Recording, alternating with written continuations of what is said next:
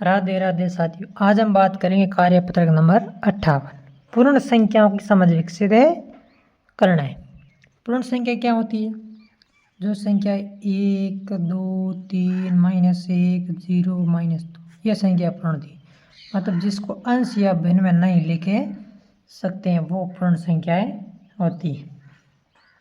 प्रथम सवाल देखिए, दी गई पूर्णांक संख्याओं को पूर्णांक संख्याएं थी। पूर्ण संख्याओं की शुरुआत तो 0 से होती है। दिए गए पूर्णांक संख्याओं को संख्या रेखा पर क्रम में लगाई। 5, -7, 6, -2 और 0, इनको क्या करना, आप क्रम से लगाना है। 0 तो हो गया। अब 0 इधर वाली संख्या होगी वो होती है माइनस में, और 0 की दाईं तरफ होती है वो होती है प्लस में। बाईं तरफ मतलब लेफ्ट साइड में होती है वो माइनस में, और राइट साइड होती है वो प्लस में। आपको सबसे पहले के अंदर चला -2, -1, -2, उसके बाद -7, -3, -4, -5, -6 और -7। उसके बाद 0 प्लस में संख्या 5 और 6, 1, 2, 3, 4 और 5, उसके बाद 6। इसी प्रकार आपको दर्शानी। अगले देखिए क्या है, -25, -15, प्लस के 20, 10 और माइनस के 20।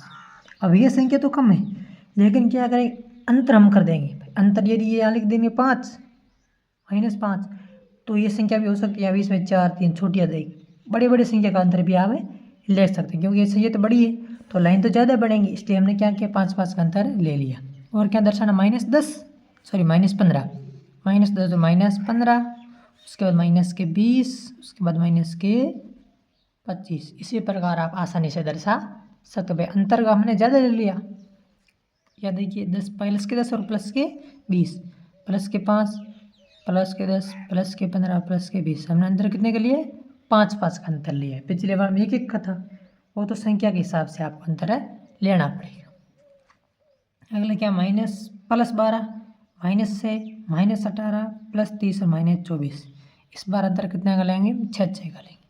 सबसे पहले -6, उसके बाद -18, -12, -18, उसके बाद -24, उसके बाद -30। अब प्लस वाली संख्या देखिए, प्लस के 12, 6 और 12, 18, 24 और 30। इसी प्रकार आपको संख्याएं रखनी है। दूसरा सवाल देखिए, दी गई संख्या की तुलना करके बताइए कि कौन सा कथन सत्य और कौन सा असत्य। संख्या रेखा पर -8, -10 के दाईं ओर स्थित है। ये कोई संख्या, यह 0 है, सॉरी यह 0 है, यह -8 है। अब -10 किधर होंगे, इस तरफ होंगे भाई, ये तो 8 है तो इधर ही होंगे। तो -8 है वो -10 के दाईं ओर, ये -8 है इसके दाईं ओर है, तो ये कथन सत्य है। ये -8 है या -10 के दाईं ओर है, ये कथन। संख्या रेखा पर -50, -51 के दाईं ओर, ये मान लीजिए -50, या मान लेते हैं -51। -50 है -51 के दाईं ओर, ये इसके दाईं ओर है, तो ये कथन भी सत्य है। सबसे छोटा ऋणात्मक पूर्णांक -1, बिल्कुल असत्य। ये सबसे बड़ा ऋणात्मक पूर्णांक है। सबसे छोटा तो कितना भी हो सकता है, संख्या का तो ज्ञात नहीं है कि बस संख्या कहाँ तक है चलेगी, तो ये कथन असत्य है।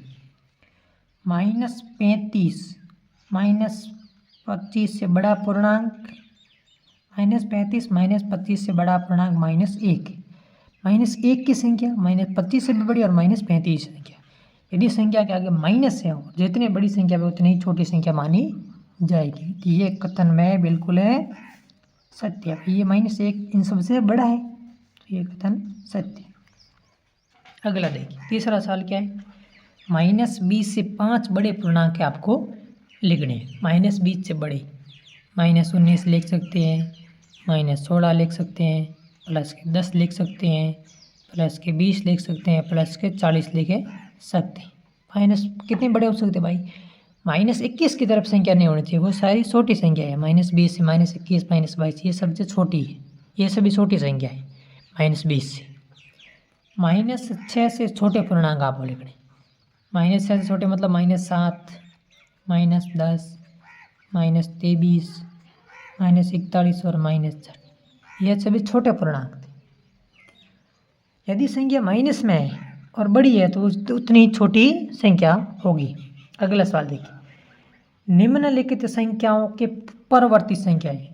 परवर्ती लिखिए मतलब आगे वाली संख्या, जैसे मान लीजिए 1 है, 1 के आगे 2, ये परवर्ती, 2 के आगे 3, ये 2 की 3 परवर्ती संख्या है। संख्या 10 की परवर्ती 11 मतलब अगले वाली संख्या। संख्या 82 की परवर्ती कौन सी होगी? 83। ये देखिए -51 की अगली संख्या कौन सी होगी? परवर्ती मतलब बड़ी संख्या, तो बड़ी संख्या कौन सी होगी? -50। -52 तो छोटी है। -39 के -38, ये तो थी परवर्ती।